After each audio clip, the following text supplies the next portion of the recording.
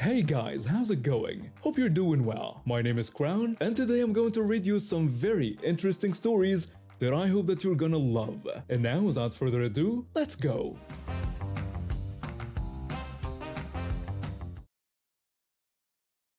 I've been a lifeguard for nearly a decade now, and I've loved every minute of it. Well, almost every minute.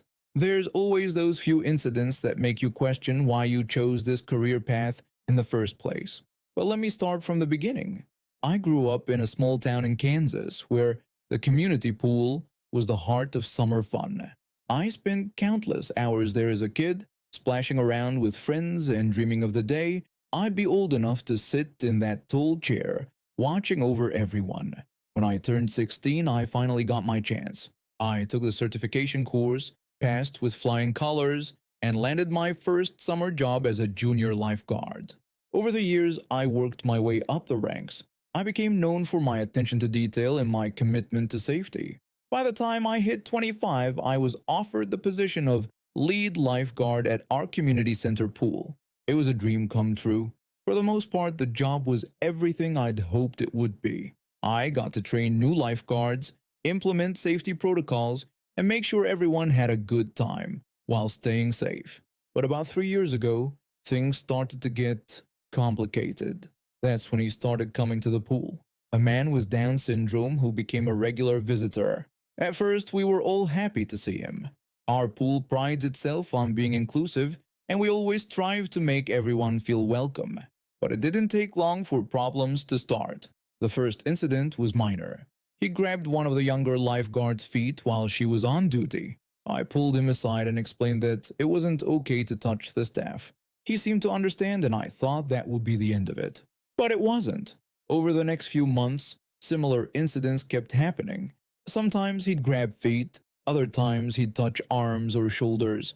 Each time I talked to him, explain why it wasn't acceptable, and hope it would stick. It never did. Then things escalated.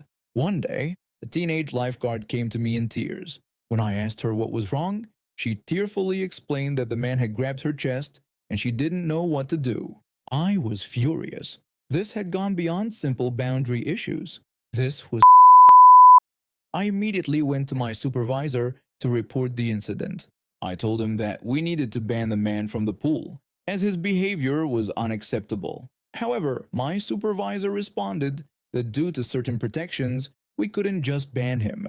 When I questioned about protecting our staff, he simply told me to keep an eye on the man and try to prevent any further incidents. How could we allow this to continue? But my hands were tied, or so I thought. The pattern continued for the next 3 years.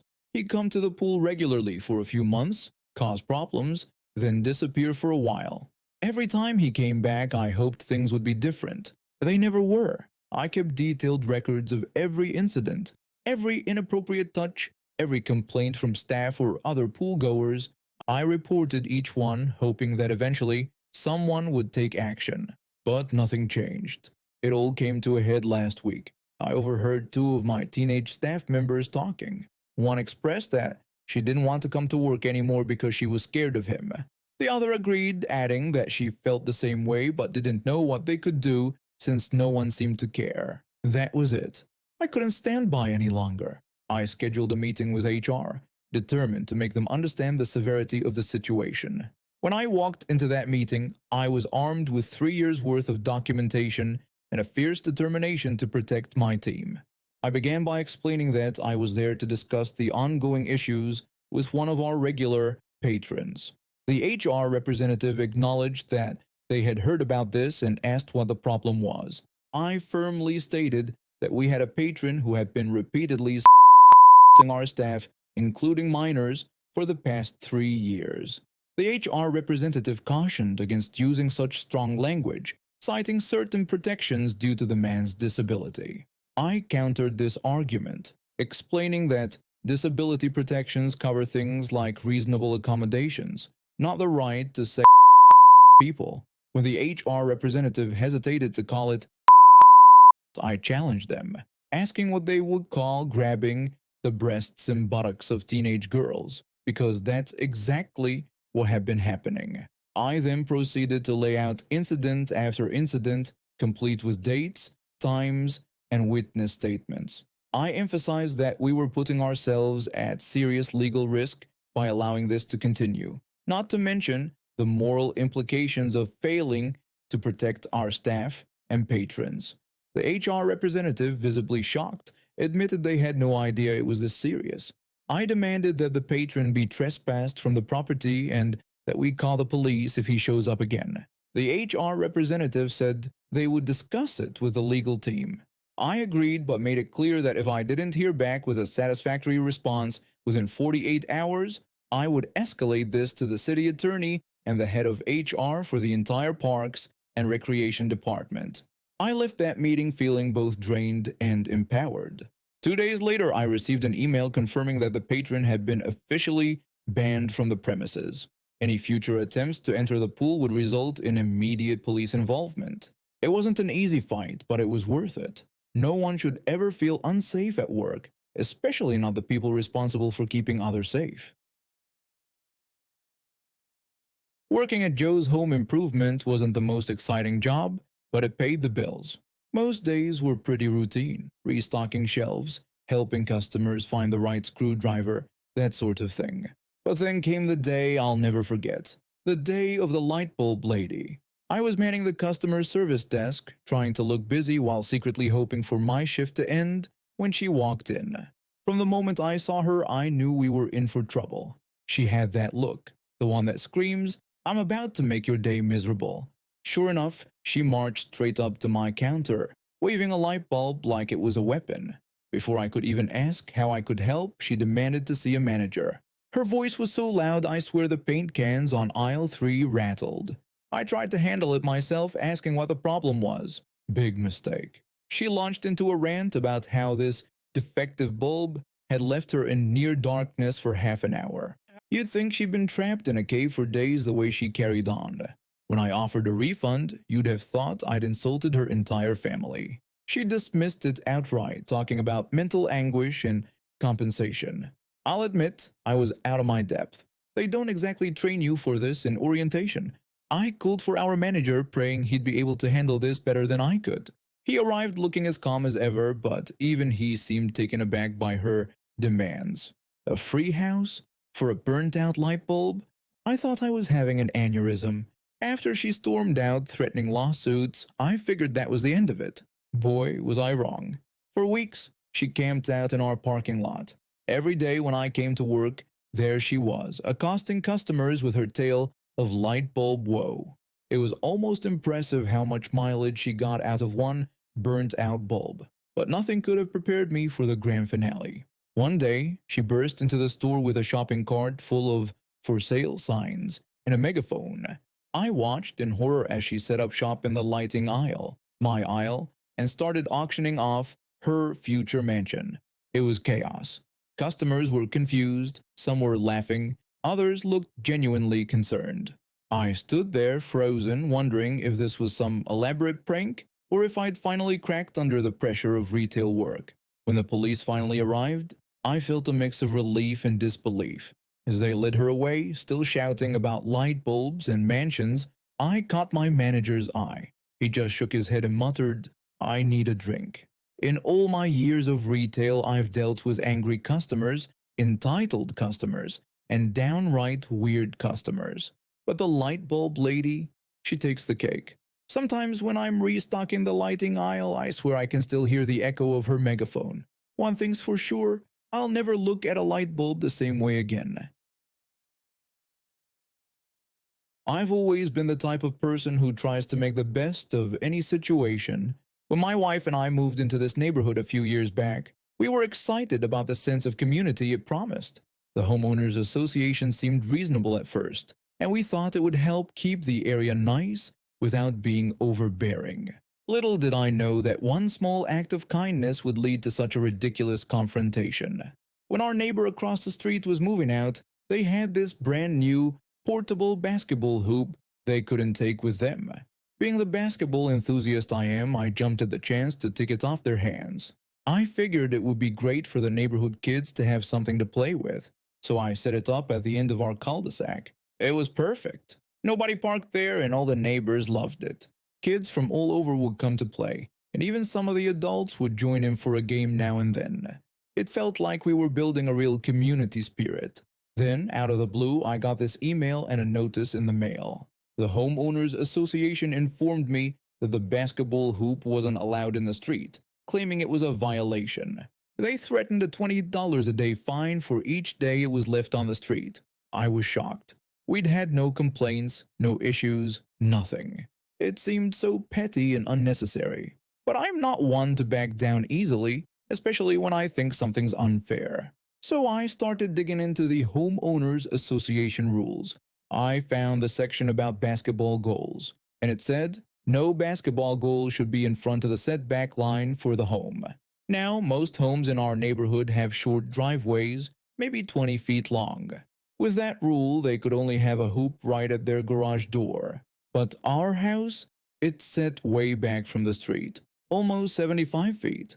I had a hunch that our setback line might be different. I called the city to check, and sure enough, they told me our setback line was only 25 feet from the street. Perfect. I had a plan. The next day, I moved the basketball hoop smack in the middle of our driveway, exactly 25 feet from the street. It was about 50 feet from our garage, but hey, it was within the rules. The very next morning at 8 a.m., there was a loud pounding on my door. I opened it to find the Homeowners Association president looking visibly angry. He demanded that I move the basketball hoop immediately, threatening me with fines if I didn't comply. I calmly explained that I didn't need to move anything as the hoop was in full compliance with the Homeowners Association rules. I showed him the rules and the email from the city about our setback line. His face got even redder as he processed this information. The president, clearly frustrated, warned me that this wasn't over and that he'd be back. I responded by telling him that he was free to return, but as long as the hoop stayed where it was, there was nothing he could do about it. The president left muttering under his breath. I felt pretty good about standing my ground, but I wondered what would happen next. A week went by with no word from the Homeowners Association. Then there was another knock at the door. This time it was a different board member. The board member apologized for all the trouble and explained that they had discussed the issue. He informed me that I could put the basketball hoop back on the street if I wanted, and assured me that they wouldn't give me any more trouble about it. I appreciated the gesture but requested that they provide this agreement in writing. The board member agreed without hesitation, promising to get it to me right away.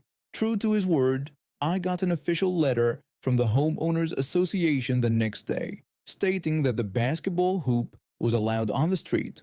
It felt like a victory, not just for me, but for the whole neighborhood. But I couldn't resist a little petty revenge. Every now and then, usually right before the president gets home from work, I move the hoop back to the center of my driveway. It's my way of reminding him that being reasonable and kind goes a lot further than trying to enforce ridiculous rules. The best part? The neighborhood kids still use the hoop all the time. We've even started a weekly game night, where families come together to play. It's brought our community closer than ever. The president learned to avoid eye contact when he drives by. I think he knows he messed up trying to take away something that brought joy to so many people. But that's okay. We all make mistakes. The important thing is learning from them and moving forward. I'm a simple person living in a small town about 3 hours from where I grew up. I left home young, wanting to make my own way in the world. My grandmother always supported me, even when the rest of the family thought I was crazy for not staying close to home. My aunt, on the other hand, well, she's always been a piece of work. She was the golden child, married young, had kids, stayed in town. She thought she was set to inherit everything when my grandmother passed away. But life had other plans. When my grandmother died, it turned out she'd left everything to me. The house, her savings, even her vintage car collection. My aunt? She got a single dollar and a note that said, "You already have everything you need." I found out about all this when the lawyer called me. I was shocked, to say the least. But before I could even process it, things got weird. My cousin called me, hysterical. Through her sobs, she told me that Aunt Karen had died in a car accident. Her car had been found wrapped around a tree. I was stunned and asked her to clarify what she was talking about. She repeated the news, still in disbelief. I was shocked. Sure, I didn't like the woman, but dead? That seemed extreme. Little did I know this was just the beginning of the madness. A week later, I'm at the funeral. It's all very somber, lots of crying. My uncle, her husband, is a mess.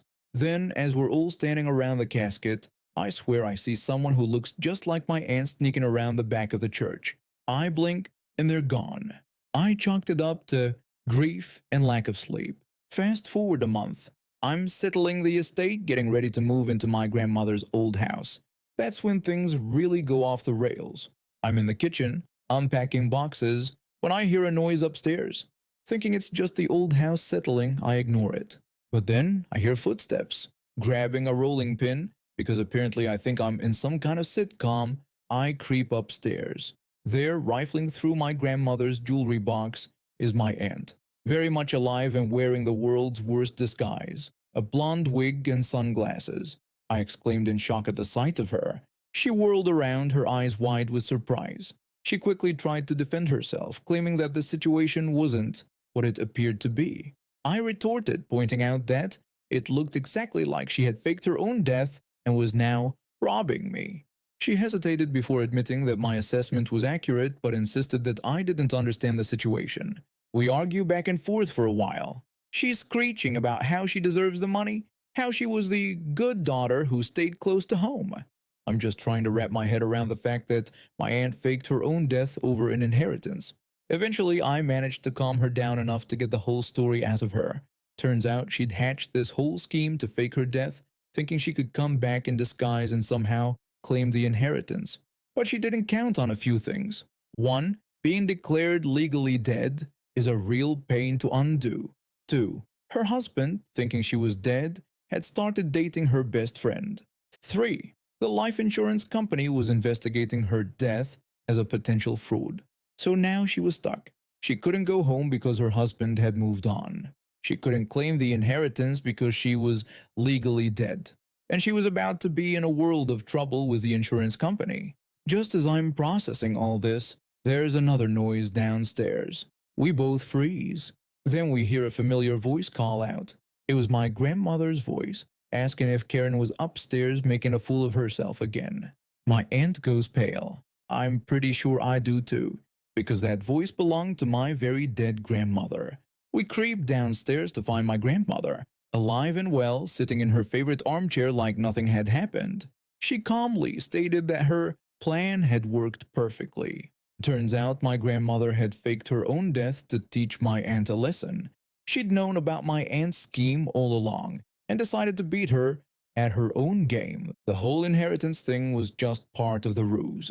My grandmother explained that she wanted to see what Karen would do. She wondered if Karen would be happy for her niece or show her true colors.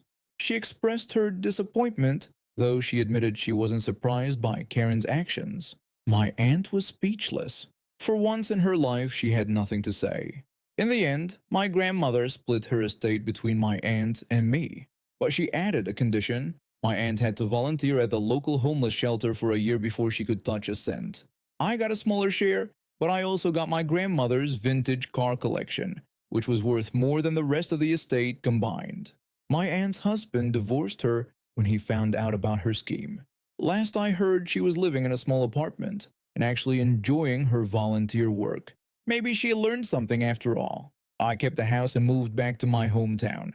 Turns out I missed it more than I realized. Plus, someone needs to keep an eye on my grandmother. Who knows what scheme she'll cook up next. And now we have reached the end of today's stories. Thank you for watching and see you next time.